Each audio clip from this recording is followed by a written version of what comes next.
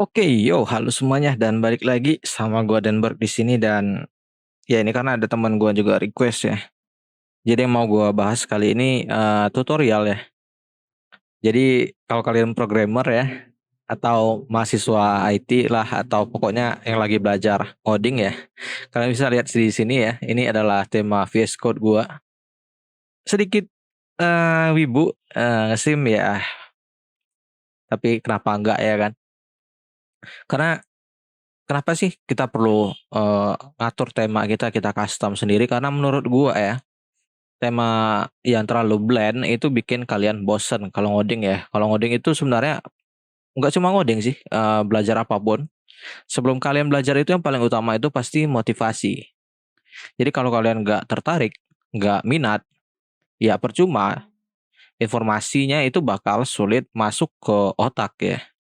Jadi itu kenapa alasan kita harus dekor ya, text editor atau kode editor seindah mungkin ya. Itu ala-ala teori gua ya tentunya. Nggak ada teori ilmiah ya. Tapi intinya kalau kode editor kalian cantik, ciamik dan enak dilihat, ya pasti kalian lebih semangat buat ngoding ya. Nah, di sini langsung aja kita bakal bahas tools atau extension yang gua pakai. Di sini gua pakai VS Code. Nah, di sini kita ke GitHub ya. Gue mau nunjukin repositorinya extension yang kita pakai di sini. Jadi nama extensionnya ini Doki ya. Doki VS Code. Oke, ini ya kalau nggak salah ya. Kita ke Doki theme ya, tema Doki di sini. Jadi di sini dia punya mana ya? Ini ya, album ya. Jadi kalian bisa pakai albumnya di sini buat referensi tema yang kalian pakai.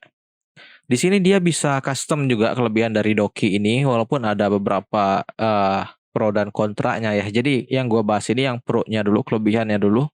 Jadi pilihan temanya ini banyak ya, dan ini udah termasuk highlighting dari autornya. Jadi udah di custom sampai ke highlightingnya sama autor ya.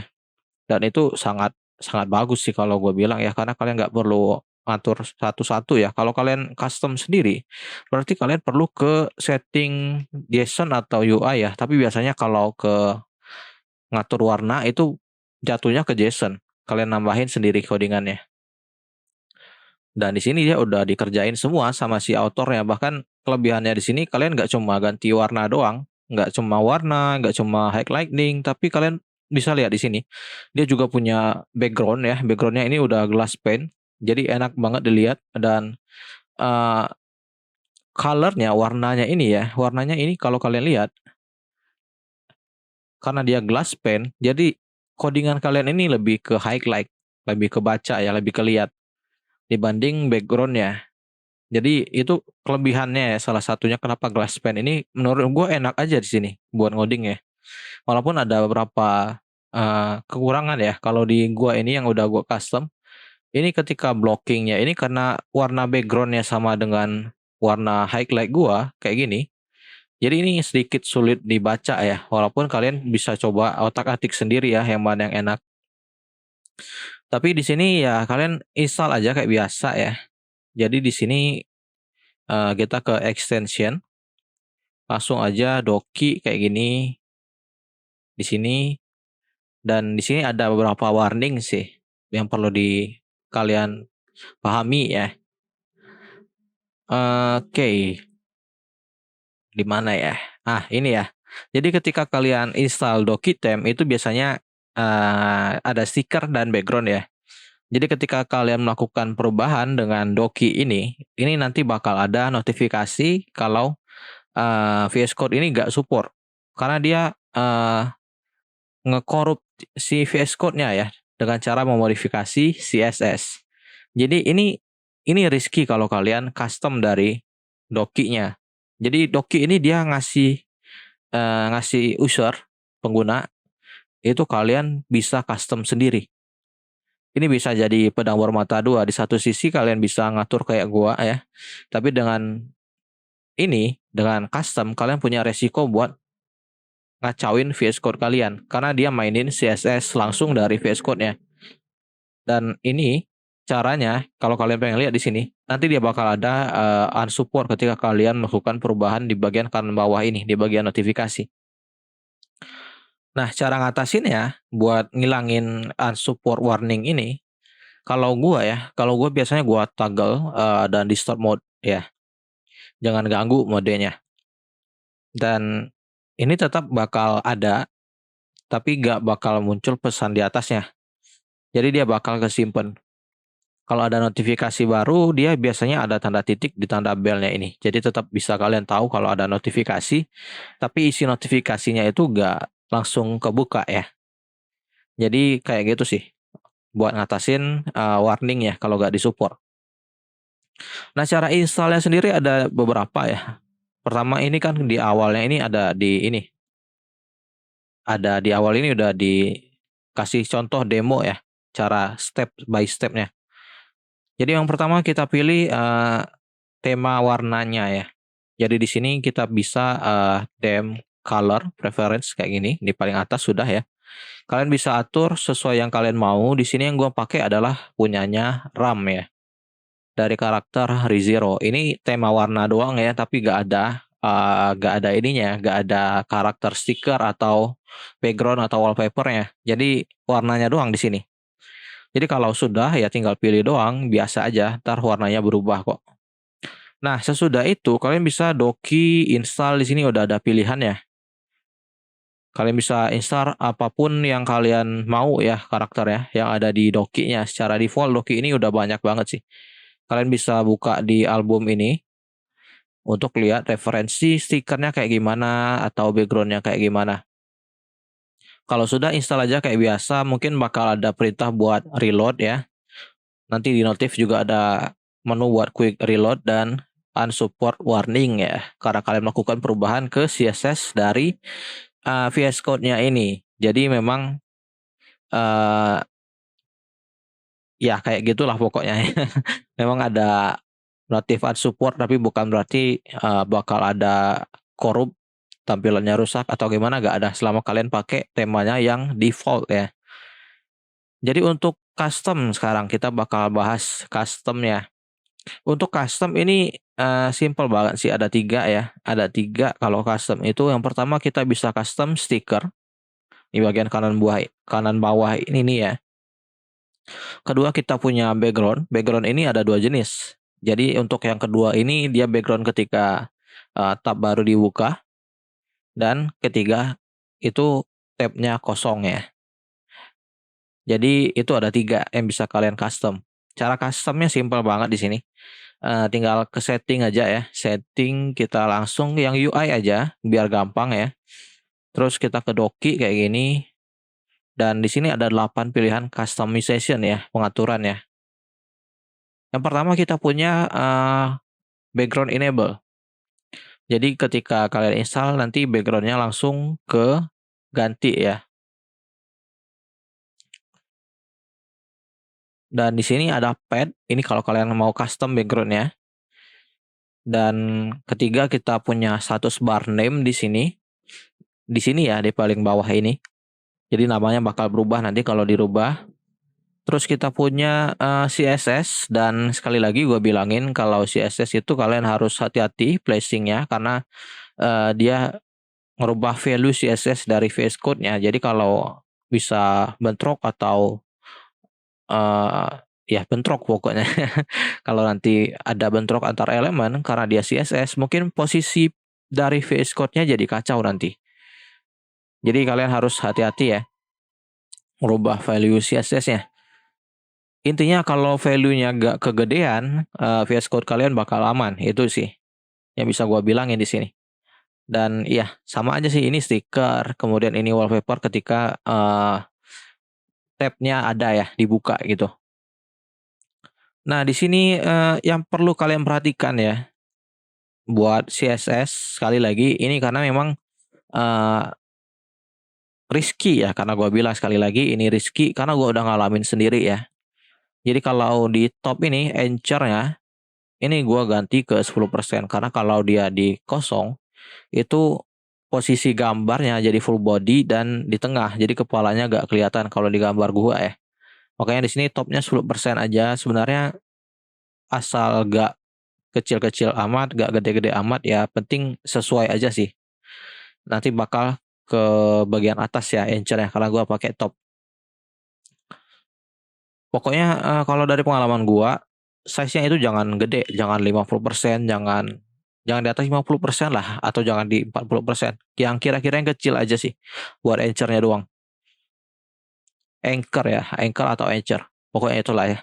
Dan di sini buat value sticker ini tergantung zooming kalian ya. Jadi kalau zoomingnya berubah, itu bakal berubah juga. Maksudnya di sini kita coba ya.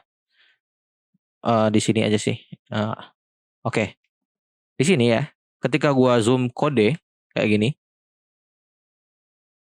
kalian lihat bagian bawahnya di sini. Jadi value CSS-nya juga harus dirubah ketika kalian zooming. Jadi itu ya. Dan di sini sekarang tips buat gambarnya lagi ya. Kita udah custom, tapi gambarnya gimana kalau gambarnya? Gambarnya ini yang bisa gua saranin ya cari yang gak ada background. Jadi biasanya yang bisa gua kasih rekomendasi buat cari gambar itu di Pinterest atau di DeviantArt ya.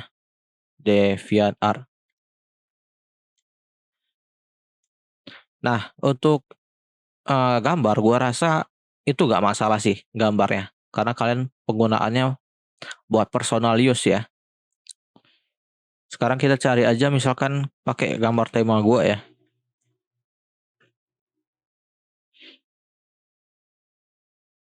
Jadi ini base yang gue pakai. Kalian bisa lihat sendiri. Terus kalian tinggal download aja ya kan. Tapi ya di sini kalian bisa nemukan perbedaan antara gambar yang di DeviantArt sama gambar di text editor gua ya. Kalau di DeviantArt itu opacity-nya itu 100%. Jadi dia cerah atau terang. Dan ini bakal jadi kendala sebenarnya kalau dia di 100%. Kalau dia di 100%, itu bakal nutupin kodenya. Jadi di sini misalkan ini kita punya tulisan bash ya di sini ya. Nah, kalau kalian lihat di sini. Ini dia masih kebaca kok kalau di gua ya. Dia tembus pandang. Itulah kenapa opacity-nya jangan 100% supaya dia masih bisa kebaca ya. Dan di sini gua bakal ngasih tahu caranya. Caranya kalian bisa pakai sebenarnya software editing gambar apapun bisa dipakai. Tapi gue bakal ngasih tahu cara yang gampangnya di sini. Software yang bisa gue rekomendasikan itu kalian bisa pakai Figma aja ya. Karena dia web based, kalian nggak perlu install apapun di sini langsung aja buat akun, buat desain file baru ya kan. Terus gue ajarin di sini kita ke bekas gue ya. Bekas gue editing gambar. Di sini gue punya beberapa layer. Layer ini buat gambar-gambarnya ya. Dan yang gue lakukan di sini, gue nambahin frame. Jadi kalau kalian perhatikan di sini di stiker dulu ya. Jadi di stiker gua ini ada yang namanya auto layout ya. Jadi cara buat nambahin auto layoutnya kalian tinggal klik kanan aja, klik kanan terus ada tulisan buat add auto layout.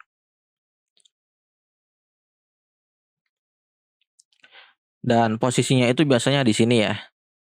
Ini karena gua udah ada auto layoutnya dan dia sekarang jadi berubah ke remove auto layout. Dan di bagian kanannya ini juga ada shortcutnya ya. Jadi buat kalian biar lebih terbiasa buat pakai shortcut ya, biar lebih cepet.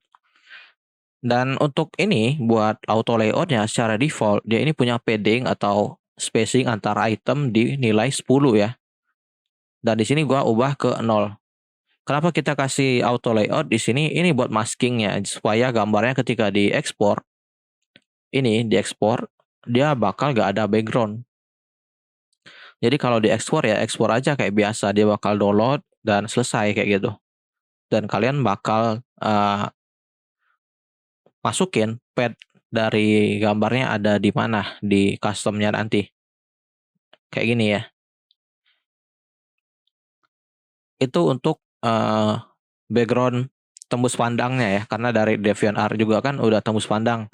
Tapi kalau kita nggak pakai auto layout, ketika kita ekspor di Figma itu bakal ada background putih. Jadi di situ yang perlu kalian perhatikan. Nah, untuk opacity itu gampang banget sebenarnya. Kalian tinggal klik gambarnya di sini. Dan di sini bagian tengahnya ini adalah opacity-nya. Kalian bisa atur sesuka hati kalian ya. Kalau buat stiker, kalau gua itu di 90%. Kalian bisa sesuka kalian masuknya di mana, dan di sini buat BG empty itu gua di 50%, dan BG biasa kayak gini ini di lihat dulu ya di sini ya. Dia di 30%.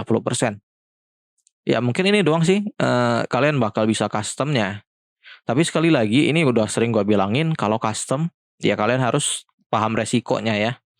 Kalau kalian kacauin ya, blunder ya, dan posisi dari VS Code kalian tampilannya jadi kacau, ya mau gak mau kalian harus uninstall ya buat balikin ke state awal VS Code-nya.